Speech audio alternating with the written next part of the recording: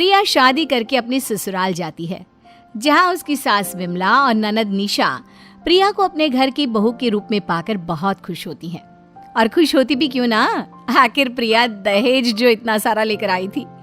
दहेज का सारा सामान देखकर निशा अपनी माँ से कहती है, माँ देखो ना, भाभी दहेज में कितना कुछ लेकर आई हैं और ये फ्रिज टीवी कितना महंगा लग रहा है। अरे निशा बेटा, तू बिल्कुल सच कह रही है। अरे मैं तो प्रिया जैसी बहू पाकर बहुत खुश हूँ। हमारे पूरे मोहल्ले में किसी की बहू इतना दहेज नहीं लाई जितना मेरी बहू लेकर आई है।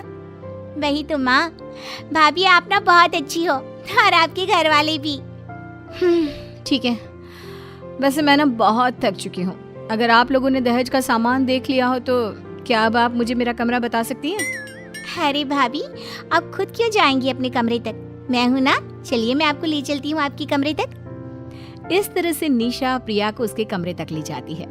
अब ऐसे ही कुछ दिन बीत जाते हैं और एक दिन जब प्रिया अपने कमरे में तैयार हो रही होती है कि तभी निशा प्रिया के पास आती है और उसे तैयार होता देखकर कहती है, अरे वाह भाभी, आपके पास तो कितना सारा मेकअप का सामान है। ये सब तो काफी महंगा लगता है। ये महंगे लग रहे हैं क्योंकि ये सारा सामान महंगा है निशा। सच में भाभी, वैसे मेरे पास ना इतना सारा मेकअप का सामान भी नहीं है। अगर आप मुझे अपना थोड़ा सा सामान दे देती तो। अरे इसमें पूछने की क्या बात है, मैं इस घर की बहू हूँ और तुम मेरी ननद। तुम्हारे लिए मैं इतना तो कर ही सकती हूँ। तुम्हें इसमें से जो भी सामान पसंद है तुम ले सकती हो। थैंक यू भाभी। इस तरह से निशा अपनी भाभी की इजाजत लेकर उसका कुछ मेकअप का सामान ले लेती है। इसी तरह से कुछ दिन बीत जाते हैं, सब कुछ अच्छा चल रहा होता है और एक रात प्रिया का पति रंजीत प्रिया से कहता है, प्रिया, कल मेरे बॉस की शादी की 25वीं सालगिरह है। उन्होंने ऑफिस में सबको इनवाइट किया है, तो कल तुम्हें और मुझे उनके घर जाना होगा। जब मैं कल ऑफिस से घर आऊँ तो तुम तैयार रहना। ठीक है रंजीत जी। अब इस तरह से अगली सुबह रंजीत ऑफिस चला जाता है और प्रिया घर का सारा काम खत्म करके अपने कुछ गहने और साड़ी निकाल कर बिस्तर पर रख देती है और खुद वॉशरूम में फ्रेश होने के लिए चली जाती है। जब प्रिया बाहर निकल कर देखती है तो उसके जेवर गायब हो चुके थे। ये देखकर वो बहुत हैरान होती है और अपनी सास और ननद से कहती है, माँ जी, निशा, कुछ देर पहले ही मैंने अपने कमरे में बेड पर हार रखा था और साथ में कुछ जेवर भी, पर अब मेरे गहने बेड पर नहीं है। क्या आप में से किसी ने मेरे जेवर देखे? बहू, अगर तूने गहने अपने कमरे में रखे थे तो तेरे जेवर तेरे कमरे में ही होंगे ना। एक बार फिर से देख ले। माँ जी, मैंने हर जगह देख लिया पर मुझे नहीं मिल रहे मेरे गहने। थोड़ी देर में रंजीत भी आ जाएंगे और मैं अब तक तैयार नहीं हुई हूँ। प्रिया अपने गहनों को लेकर परेशान हो रही होती है कि तभी रंजीत घर आता है और प्रिया को परेशान देखकर उसे कहता है, क्या हुआ प्रिया, तुम इतनी परेशान क्यों हो और तुम अब तक तैयार नहीं हुई? मैं तैयार होने ही जा रही थी और इसीलिए मैंने अपना हार और कुछ गहने निकाल कर रखे थे, पर जब मैं वॉशरूम से बाहर आई तो बेड पर मेरे गहने नहीं थे। क्या, बेड पर गहने नहीं थे? अरे गहने के हाथ पैर है क्या जो वो बेड से उतर कर भाग गए? अच्छे से ढूंढो, वहीं पर होंगे। अब इस तरह से रंजीत और प्रिया पहले अपने कमरे की तलाश लेते हैं और बाद में अपनी सास और ननद के कमरे की भी तलाश लेते हैं और प्रिया को उसके गहने उसकी ननद के कमरे में मिलते हैं। ये देखकर प्रिया अपनी ननद से कहती है, निशा, तुमने मेरे गहने चोरी किए? अरे अगर तुम्हें मेरे गहने इतने ही पसंद थे तो तुम मुझसे मांग लेती ना। माँ, भैया, भाभी, मैं सच कह रही हूँ, मैंने भाभी के गहने नहीं चुराए। मैं नहीं जानती कि भाभी के गहने मेरे कमरे में कैसे आ गए। बस करो निशा, झूठ बोलने की भी हद होती है। मैं देख रहा हूँ जब से प्रिया इस घर में आई है तब से तुम और माँ कैसे उसकी चीजों पर नजर गड़ाकर बैठी रहती हो।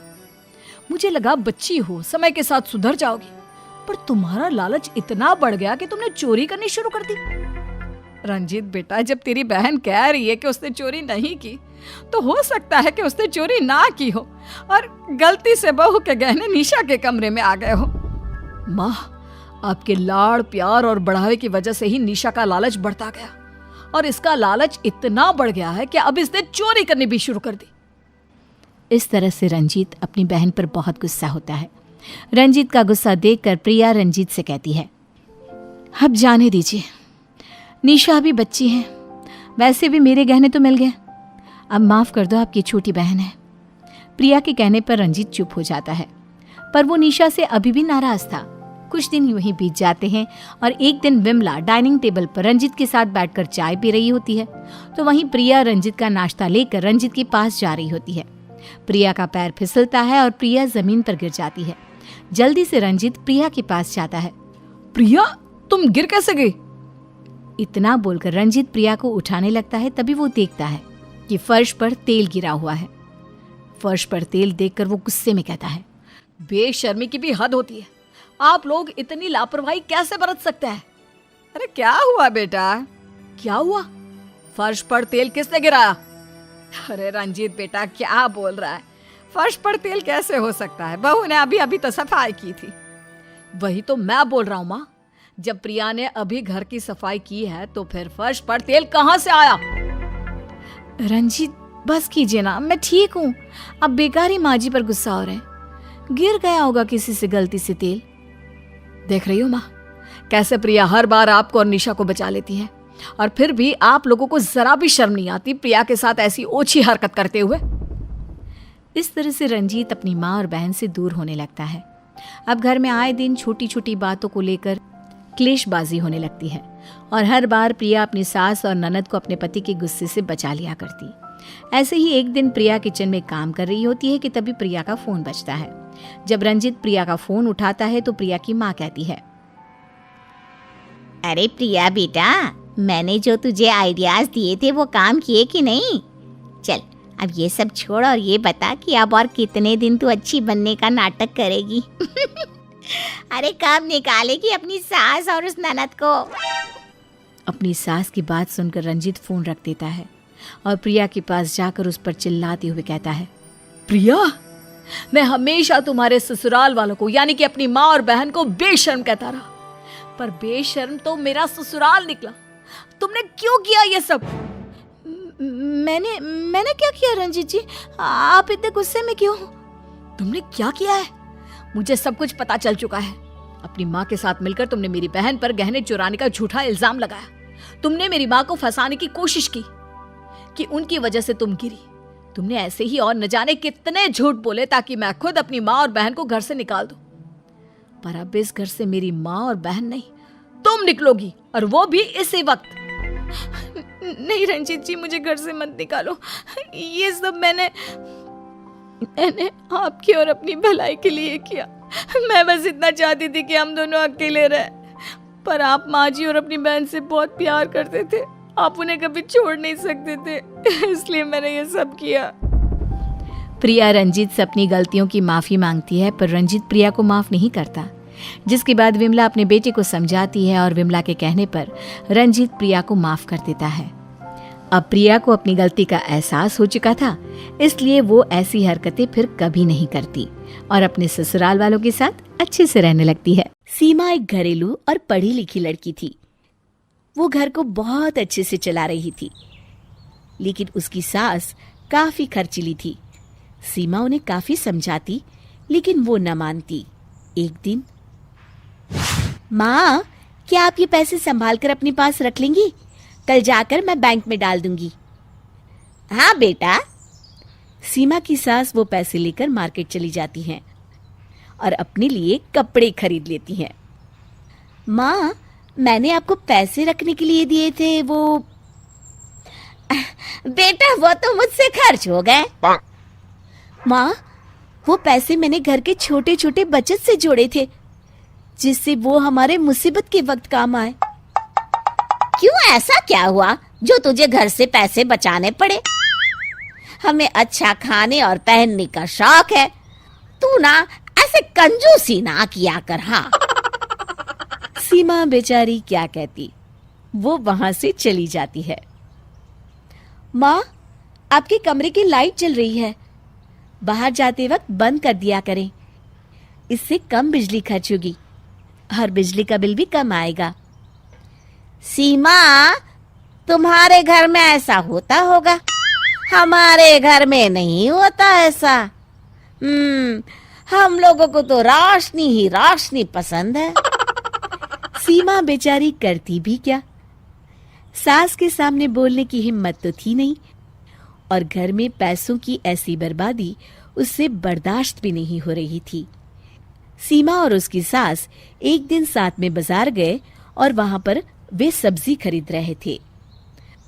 माँ, थोड़ा अंदर चलकर सामान लेते हैं ना, यहाँ ये महंगा मिल रहा है। नहीं सीमा, मैं अंदर नहीं जाऊंगी, जो लेना है यहीं से ले लो। माँ, अंदर यही सामान हमें आधे दामों में मिल जाएगा, जिससे हम अच्छी खासी बचत कर पाएंगी। उसके मुंह से ये बात सुनकर सीमा की सास का पारा बढ़ जाता है। बस करो सीमा, तुमने तो परेशान ही कर दिया। बचत बचत का रोना रोती रहती हो। क्या होगा? अरे जो पल आज है उसे जी लो, कल किसने देखा। पर माँ जी, अब कुछ नहीं सुनना, जल्दी से सामान लो और घर चलो। बेचारी सीमा एक बार फिर सास के कहने पर सामान लेकर घर आ जाती है, पर वो सोच लेती है कि वो अब कभी भी सास के साथ पैसों के बारे में बात नहीं करेगी। एक दिन सीमा की सास सीमा से कहती हैं, सीमा, मुझे पकोड़े खाने हैं। तू शाम को वॉक पर जाती है ना, तो लेती आना जरा। सीमा शाम को सास को पकोड़े और चाय देती है। माँ जी, कैसे लगे पकोड़े? अरे बहुत ही स्वादिष्ट पकोड़े हैं सीमा।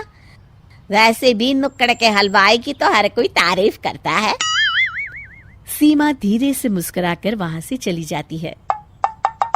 सीमा, मेरे कमरे में तो आज बहुत ही अच्छी चमक दिखाई दे रही है। माँ जी, आपने कहा था ना कि आपको रोशनी पसंद है, इसलिए मैंने आपके कमरे में ये नया सफेद बल्ब लगाया है। सीमा की सास का पैसों को खर्च करने का गलत तरीका लगातार चल रहा था, तो वहीं सीमा भी उन्हें किसी भी चीज के लिए मना ना करती। वो सास की हर डिमांड को पूरा करती। एक दिन अचानक सीमा की सास की तबीयत बिगड़ जाती है। सीमा और उसका पति उन्हें अस्पताल ले जाते हैं। अस्पताल में डॉक्टर कहते हैं, आपकी माँ को एक बड़ी बीमारी है, जिसका इलाज तो सिर्फ शहर में ही संभव है। आप अपनी माँ को शहर ले जाएं। डॉक्टर साहब, उसमें तो बड़ा खर्चा आएगा। हाँ, 2 लाख रुपए का खर्चा है। ओह, इतने पैसे तो मेरे पास नहीं है। आप देख लें, अगर पैसों का इंतजाम हो जाए तो बता देना। बेटा, मैं मरना नहीं चाहती, लेकिन मेरा इलाज कैसे होगा? कहाँ से आएंगे इतने पैसे? तभी सीमा डॉक्टर को कहती है कि वो माँ को शहर के लिए रेफर कर दे। सीमा की सास और पति दोनों हैरान होकर सीमा की तरफ देखते हैं। मैं शहर वाले डॉक्टर को रेफर कर दूंगा। हाँ? ये क्या कह रही हो सीमा? पैसे कहाँ से आएंगे? घबराइए मत, मैंने घर के छोटे छोटे बचत कर हम तीनों के स्वास्थ्य का बीमा करवा लिया था, जिससे महीने में एक छोटी सी बचत हमें बड़ी सी बड़ी बीमारी में होने वाले अस्पताल के खर्चों से बचा लेगी। साथ ही कुछ कैश भी मैंने बचा लिए हैं, जिससे शहर में रहने का इंतजाम हो जाएगा। सीमा की सास का इलाज शहर में होता है। वो बिल्कुल ठीक होकर घर लौटती हैं, जिसे देख सीमा बहुत खुश हो जाती है। सीमा बेटा, तेरा बहुत बहुत शुक्रिया, जो तूने मुझे मौत के मुंह से बचा लिया। नहीं माँ जी, ये तो मेरा फर्ज था। लेकिन सीमा, तूने ये पैसे बचाए कैसे? माँ, याद है आप कुछ भी बाजार से खाने को मंगवाती थी तो मैं ले आती थी। हाँ हाँ हाँ। मैं वो बाजार से नहीं बल्कि घर में बनाकर आपको खिलाती थी, जिससे फालतू के खर्च बचते, और वो कम बिजली खपत करने वाले बल्ब से बिजली के बिल के भी पैसे बचा लेती थी मैं। ऐसी ही छोटी छोटी बचत से मैंने ये बीमा लिया, जो आज हमारे काम आया। वाह सीमा, तू तो बहुत ही समझदार निकली। तेरी छोटी सी बचत ने मेरी जिंदगी बचा ली। अब से मैं भी पैसों की बचत किया करूंगी। शिक्षा, छोटी बचत की कीमत वक्त आने पर ही पता लगती है। बिहार की सुरभि की शादी पंजाब के दिलेर से हो जाती है। बिहारी परंपरा से सनी सुरभि शादी के बाद, अरे बहू, ये क्या लंबी लंबी साड़ी पहनकर पूरे घर में घूमती रहती है? या तो सूट पहना कर या जींस। लेकिन माँ, हमारे यहाँ तो शादी के बाद लड़कियाँ साड़ी ही ज्यादा पहनती हैं। अरे वो वहां की बात है ना, यहाँ नहीं चलता। ये ले जींस टी शर्ट तेरे लिए लाई थी मैं, पहन ले। सुरभि बेचारी सास के कहने पर वो कपड़े पहन तो लेती है, लेकिन उन कपड़ों में उसे जरा भी कंफर्टेबल फील नहीं होता। वो जब ससुर जी के सामने आती है, अरे बेटे, तू बहू नहीं बेटी है हमारी, क्या सर पर पल्ला रखती है? अपने पिता के सामने तो बेटियां आंख उठाकर खुश रहती ही अच्छी लगती है। सुरभि को उस माहौल में ढलने में वक्त लग जाता है, लेकिन अब सुरभि पूरी तरह पंजाबियों के रंग में रंग जाती है। लेकिन कहते हैं ना, घी सबको नहीं पचता। ऐसा ही कुछ हुआ सुरभि के साथ भी। एक सुबह, ओहो, आज सुरभि चाय लेकर नहीं आई। जरूर थकी होगी बेचारी पुत्र। मैं आज खुद ही चाय बनाकर उसे भी दे देती हूँ, खुद भी पी लेती हूँ और बहू को भी दे देती हूँ।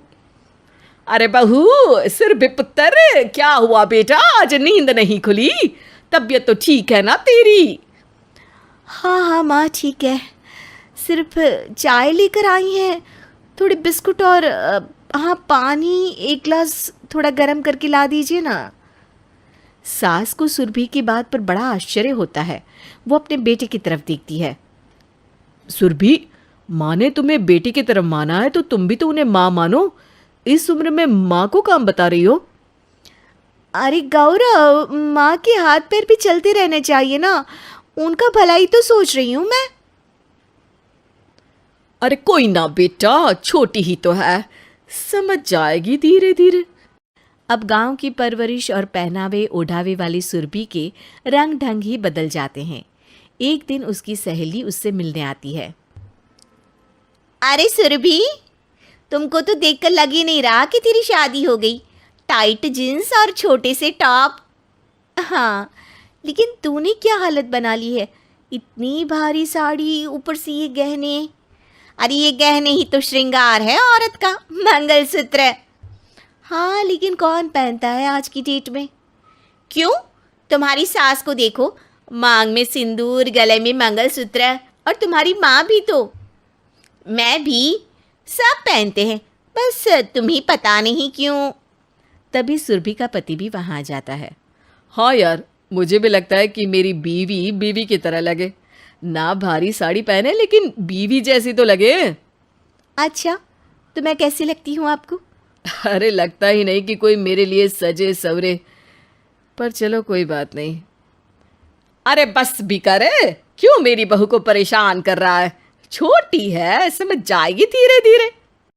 सुरभि को सास का साथ मिलता है तो वो और भी एक्साइटेड हो जाती है। चलो छोड़ो ना माँ, मेरे और शीना के लिए चाय बना दो प्लीज। अब हाँ हाँ पुत्र, बैठो, मैं लेकर आती हूँ। सास के जाने के बाद शीना, अरे सुरभि, ये क्या बात होती है? सास को चाय बनाने को बोल रही हो और वो बना भी रही है। हमारे यहाँ तो लड़के की शादी हुई, बहू घर आई कि सास पड़ जाती है खटिया में मगरमच्छ बनकर। बस फिर तो जो करे बहू ही करे। अरे नाना, यहाँ तो मैं मज़े कर रही हूँ। जानती ही हो कि पंजाबी कितने कूल होते हैं, ओपन माइंडेड है मेरी सास। हाँ, लेकिन तू कुछ ज़्यादा ही परेशान नहीं कर रही उन्हें? अरे चल ना, तुझे ऐसा घर नहीं मिला तो जलन हो रही है ना? शीना वहां से चली जाती है। एक दिन, माँ मैं जिम जा रही हूँ। हाँ पुत्र, लेकिन तेरी जींस ना थोड़ी टाइट लग रही है, कुछ रिलैक्स सा पहन कर जाना बेटा। ओ मम्मी जी, जिम में ऐसे ही कपड़े पहनते हैं। तभी वहां सजी सवरी सी एक मॉडर्न सी औरत आती है। हाय सुरभि, मैं कार लेकर आई हूँ, चलो जिम का टाइम हो रहा है। मम्मी, ये रीटा है, मेरी जिम की सहेली। अरे नमस्ते पुत्र जी। नमस्ते। हेलो आंटी जी। हम बस आ ही रहे हैं, आप 2 ग्लास में जूस बना दीजिएगा। अरे हाँ रीटा, ये भी कोई बोलने वाली बात है क्या? अच्छा माँ, मैं जा रही हूँ। सास को अब सुरभि का रवैया अच्छा नहीं लगता, लेकिन वो करे तो क्या करे। फ्रीडम के नाम पर बहू ने तो घर का पूरा माहौल ही बदल कर रख दिया। तभी वहाँ सुरभि का पति आ जाता है। क्या हुआ माँ, परेशान क्यों हो? आखिर तुम ही तो उसे बेटी बनाना चाहती थी ना? हाँ पुत्र, मैं तो बस उसे खुश देखना चाहती थी। एक दूसरे को समझकर सास बहू की एक अच्छी जिंदगी चलाना चाहती थी। अब मुझे क्या पता था कि वो इसका गलत फायदा उठाने लगेगी। तो माँ, अब तो ऐसे नहीं चलेगा ना कुछ तो करना ही पड़ेगा ना। बस फिर क्या था, बेटे ने माँ के कान में कुछ कहा और अगले दिन, अरे आज मम्मी जी चाय लेकर कमरे में नहीं आई। सुरभि कमरे से ही माँ को आवाज देती है, मम्मी जी, ओ मम्मी जी, आज चाय नहीं मिली। सास सर पर पट्टी बांधकर, अरे पुत्र जी, तबीयत खराब है मेरी। किसी तरह से 1 कप चाय बनाई थी, वो भी कांपते हाथों से गिर गई, पूरा किचन फैल गया। जरा देख लेना, मैं कमरे में लेटने जा रही हूँ। बेचारी सुरभि सास पर जो इतने दिनों से काम का बोझ डालकर खुद मजे कर रही थी, उसके लिए तो सास की तरफ से ये जवाब किसी खूबसूरत सपने के टूटने जैसा था। हाय रे, कैसी किचन की हालत हो गई, इतना गंदा। इसे साफ करते करते मेरी तो कमर ही टूट जाएगी। तभी पीछे से पति आ जाता है। अरे तुम तो बड़ा काम किया करती थी, वो भी 5 मीटर लंबी साड़ी में। माँ ने तो तुम्हें सूट और पैंट पहनने की आज़ादी दी, अब तो तुम्हें काम करने में आसानी होती होगी ना। सोचो, ये सारा काम माँ अकेली करती रही, तुमने उनके द्वारा दी आज़ादी का गलत फ़ायदा उठाया। काम कर करके माँ की तबीयत खराब हो गई, अब करो सारा काम अकेले। सुरभि काम करके जैसे ही कमरे में बैठती है, तभी सास उसके पास चाय की प्याली लेकर आती है। लो चाय पी लो। अरे माँ जी, आपकी तो तबीयत खराब थी ना। हाँ बहू, लेकिन तू भी तो थक गई थी ना, इसीलिए तुझे रिलैक्स करने के लिए ये चाय लेकर आई हूँ। सॉरी बहू, मैं कमज़ोरी और तबीयत खराब होने के कारण घर का काम नहीं कर पा रही हूँ। सुरभि सास के मुंह से ये बात सुनकर रोने लगती है। नहीं माँ, मैं समझ चुकी हूँ कि आपने मेरे लिए क्या किया था। आपने मुझे वो फ्रीडम दी जो शायद कम ही लड़कियों को ससुराल में मिलती है। मैं समझ चुकी हूँ कि जीवन में कैसे चलना है। मेरा साथ देने के लिए शुक्रिया माँ। दिल्ली शहर में गायत्री और ममता नाम की 2 पक्की सहेली रहती थी, लेकिन दोनों अपनी अपनी बहुओं से बड़ी परेशान रहती थी। गायत्री ममता दोनों एक दूसरे की बहू को दुनिया की सबसे अच्छी और गुणवान बहू समझती थी। दोनों एक दिन मंदिर पूजा करने जाती हैं। अरे कुछ मत पूछ गायत्री, मेरी तो किस्मत ही फूटी है। मेरी बहू सुधा से मैं तंग आ गई हूँ। तू बड़ी किस्मत वाली है जो तुझे रीटा जैसी बहू मिली, बड़ी नेक बच्ची है। ठेंगा, तुझे नहीं पता महारानी के कितने नखरे हैं। तू तो बेकार में अपनी बहू सुधा को कोसती रहती है। अगर मेरा बस चलता ना तो मैं उसे अपनी बहू बना लेती। अरे रहने दे, कुछ दिन तू मेरे घर में गुजार के देख, तब तुझे पता चलेगा। मैं भी तुझसे यही कहने वाली थी। दोनों की बहस सुनकर मंदिर के भगवान कहते हैं, अरे आप दोनों झगड़ा मत करो, मैं कुछ दिनों के लिए आप दोनों की जगह बदल देता हूँ। गायत्री, आप ममता की बहू की सास बन जाएंगी और ममता आप गायत्री की बहू की सास बन जाएंगी। क्या सच में ऐसा हो सकता है? भगवान जी, आप मजाक कर रहे हैं ना? हम कभी मजाक नहीं करते। फिर सोचना क्या भगवान जी, जल्दी से अपना चमत्कार दिखाइए और मुझे गायत्री की बहू की सास बनाइए। तथास्तु। फिर अगली सुबह जब ममता की आंख खुलती है तो ये लीजिए माँ जी, गर्मा गर्म कॉफी और आपका मनपसंद नाश्ता। अरे ये तो सच में चमत्कार हो गया। गायत्री की बहू मुझे अपनी सास समझ रही है। नाश्ते की तो बड़ी अच्छी खुशबू आ रही है। वाह, कितना स्वादिष्ट नाश्ता है। फिर दोपहर को अरे माँ जी, आज आप इस तरह उंगलियां चाट चाट कर खाना क्यों खा रही हैं? आराम से खाइए। अरे कुछ मत बोल बहू, इतना अच्छा खाना आज जिंदगी में पहली बार खाने को मिला है। कैसी बात कर रही हैं माँ जी? रोज यही खाना तो खाती हैं आप। अब क्या कहूँ, गायत्री की बहू कितना अच्छा खाना बनाती है, इसीलिए गायत्री खा खा के मोटी हो गई है। और गायत्री जब देखो तब अपनी बहू की बुराई करती रहती थी। गायत्री जैसी बेवकूफ औरत तो मैंने आज तक नहीं देखी। दूसरी तरफ ममता के घर पर हे भगवान, मैं कोई गाय भैंस हूँ जो ममता की बहू मेरे सामने ये घास फूस रख के चली गई। अब समझ में आया कि रोज इतना बेस्वाद खाना खा खा के ममता की क्या हालत होती होगी। बेचारी ममता। उसी शाम अरे माँ जी, 5 बज गए और आप अभी तक खरीदारी करने बाजार नहीं गई? अरे कौन सी खरीदारी, क्या कह रही है तू? अरे आज आपको क्या हो गया है, भूल गई हैं क्या? हम दोनों ने अपना अपना काम बांट रखा है। बाजार से खरीदारी करना और दूसरे काम आपके हिस्से हैं। अच्छा ठीक है, जाती हूँ। बाजार से खरीदारी करके लौट रही ममता थक कर रास्ते के किनारे बैठ जाती है। हाय मर गई रे, उई माँ, मेरी तो कमर ही टूट गई। अरे ये गायत्री की बहू तो बड़ी चालू है, जितना अच्छा खाना खिलाती है उतनी ही अच्छी मेहनत भी करवा लेती है। मेरी तो नानी याद दिला दी। लेकिन गायत्री ममता के घर पर आराम से बैठी टीवी सीरियल के मजे ले रही होती है। यहाँ तो मेरी मौज है, कुछ काम ही नहीं करना पड़ता।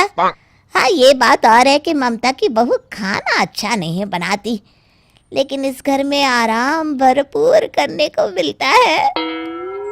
लेकिन धीरे धीरे गायत्री और ममता दोनों ही अपनी इस नई जिंदगी से ऊब जाती हैं। अरे नहीं, मैं इस जिंदगी से तंग आ गई हूँ। इतनी दूर बाजार जाओ, फिर कुली की तरह सारा सामान उठा कर लाओ। अरे इतनी मेहनत तो मैंने अपनी पूरी जिंदगी में नहीं की। मेरी बहू सबसे अच्छी बहू है, कम से कम मुझसे इस तरह मजदूरों की तरह काम तो नहीं करवाती। उधर गायत्री का भी यही हाल होता है। अरे अब मैं और बर्दाश्त नहीं कर सकती। रोज वही बेस्वाद खाना खा के मैं परेशान हो चुकी हूँ। अरे आग लगे ऐसे आराम की जिंदगी को। मेरी बहू मुझसे काम करवाती थी, लेकिन स्वादिष्ट खाना भी तो खिलाती थी।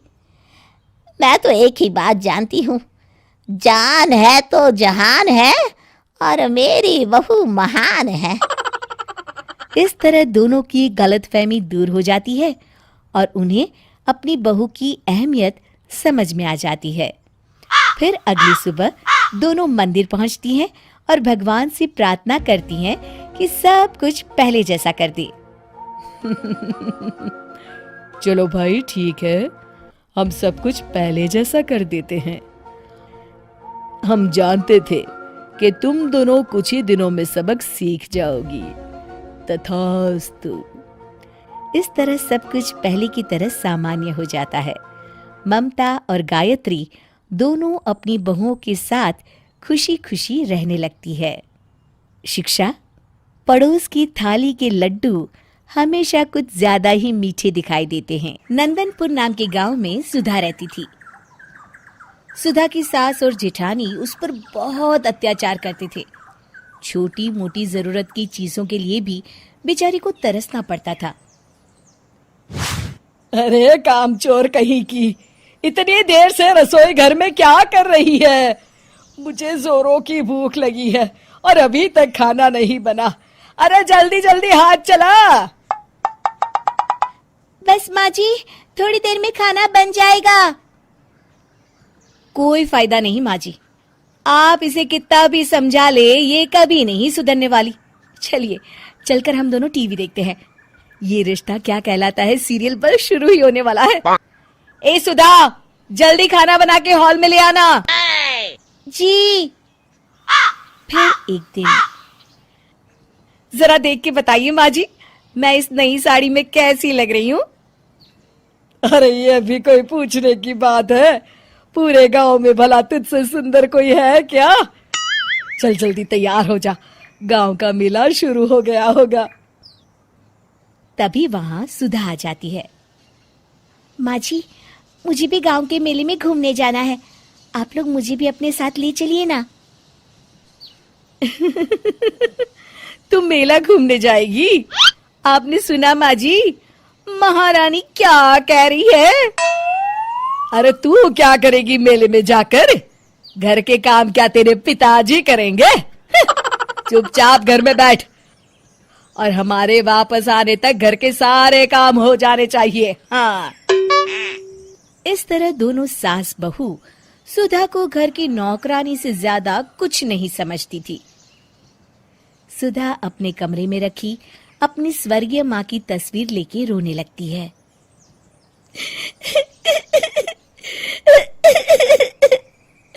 माँ, आप मुझे छोड़कर क्यों चली गई? मुझे इस घर में कोई नहीं प्यार करता। तभी अचानक सुधा की माँ तस्वीर से बाहर आ जाती है। अरे क्यों रो रही है? क्या हुआ? अचानक अपनी माँ को सामने देख, अरे माँ, तुम ये कैसे हो सकता है? तुम जिंदा कैसे हो गई? अरे नालायक, मैं जिंदा नहीं हूँ। तेरी मदद करने के लिए भगवान जी से कुछ दिनों की छुट्टी लेके आई हूँ। माँ, तुम नहीं जानती। अरे मैं सब जानती हूँ, इसलिए तो यहाँ आई हूँ।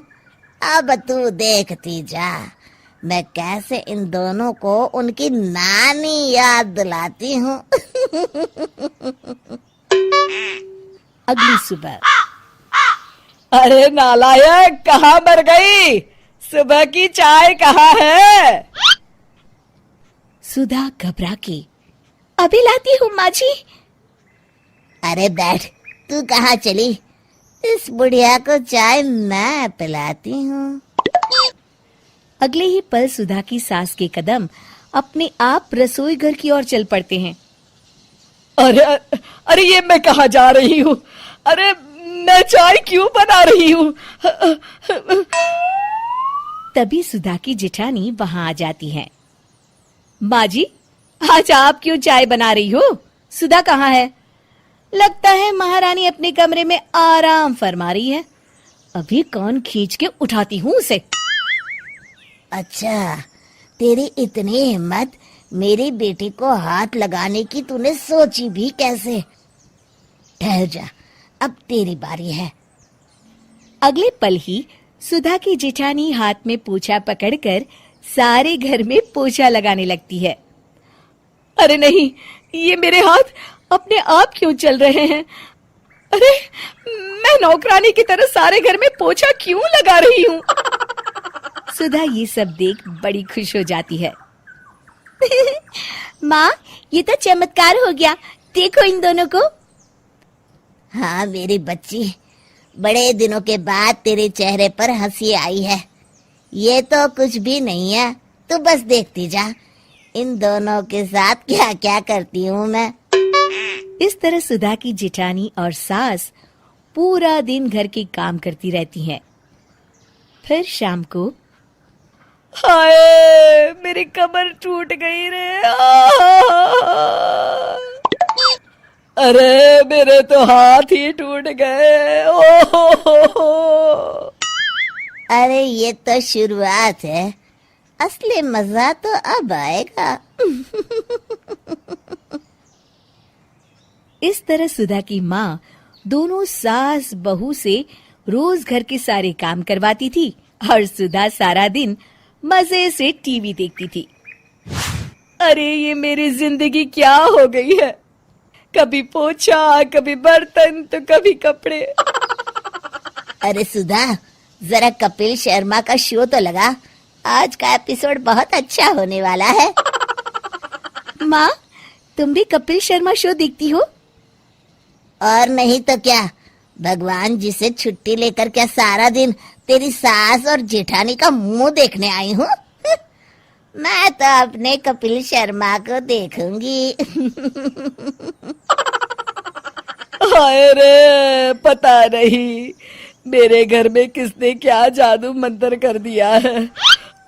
रोज रोज इस तरह के काम करके मेरी हड्डी पसली एक हो गई है। अरे भगवान, इसे कहते हैं जैसी करनी वैसी भरनी। तुम दोनों ने बेचारी सुधा को बहुत दुख दिया है, अब भगवान उसी का तुमसे बदला ले रहा है। मैं तो कहता हूँ कि भगवान से अपनी गलती की माफी मांगो। आप सही कहते हैं जी। हे भगवान, मुझे माफ कर दो, मुझे मेरा सबक मिल गया। मैं अपनी बहू को कभी तंग नहीं करूंगी। अरे बहू, तू मेरा मुंह क्या देख रही है? तू भी भगवान जी से माफी मांग। हाँ हाँ, भगवान मुझे भी माफ कर दीजिए। सुधा तो मेरी छोटी बहन है, मैं इसे कभी परेशान नहीं करूंगी। माँ, मुझे लगता है अब ये दोनों सुधर गई हैं, अब इन्हें छोड़ दो। हाँ बेटी, अब तुझे इस घर में कोई तकलीफ नहीं होगी। अच्छा, अब मेरे जाने का समय आ गया है, चलती हूँ मेरी बच्ची, अपना ख्याल रखना। हाँ, इस तरह सुधा की माँ हमेशा के लिए अपनी बेटी की जिंदगी बदल के चली जाती है। शिक्षा, जैसी करनी वैसी भरनी।